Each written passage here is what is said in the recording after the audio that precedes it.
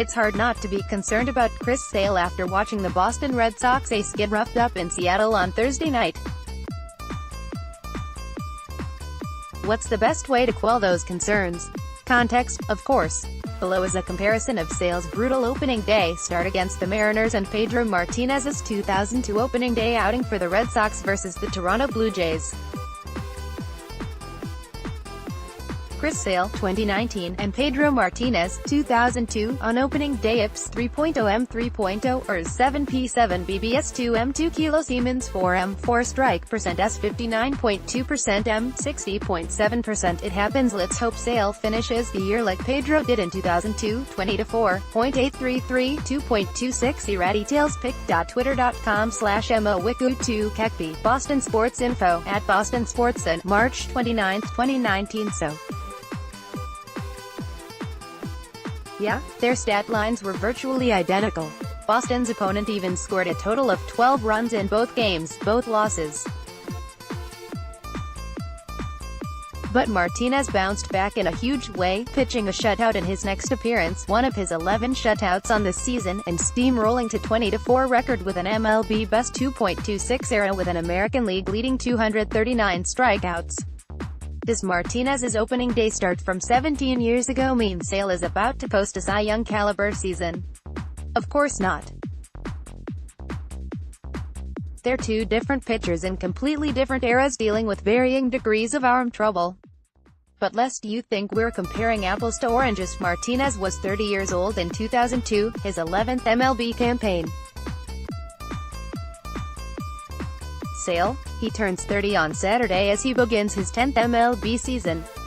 The Red Sox ace may need to make adjustments going forward to rediscover the effectiveness that earned him 7 consecutive All-Star nods. But there's precedent for a bounce back, and Sale doesn't need to leave the organization. Martinez is employed by the Red Sox as a special assistant. To find it, click here to download the new dayIPS app by NBC Sports. Receive comprehensive coverage of your teams and stream the Celtics easily on your device. Nathan Eovaldi was one of the Boston Red Sox's best performers of the 2018 MLB postseason.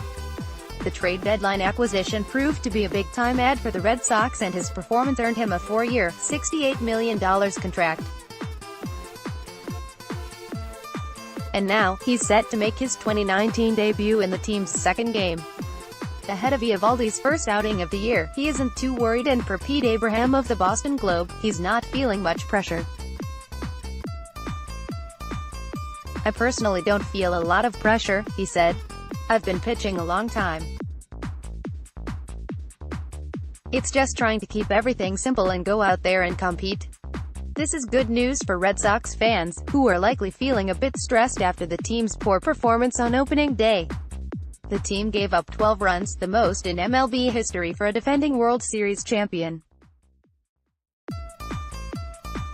The team's ace, Chris Sale, was off his game for most of the night, giving up 7 runs over 3 innings pitched. His outing was remarkably similar to that of Pedro Martinez in 2002, so that may be a good omen for the star lefty. A strong start from Eovaldi could do a lot to settle the team's nerves and help them get over the tough opening day loss quickly.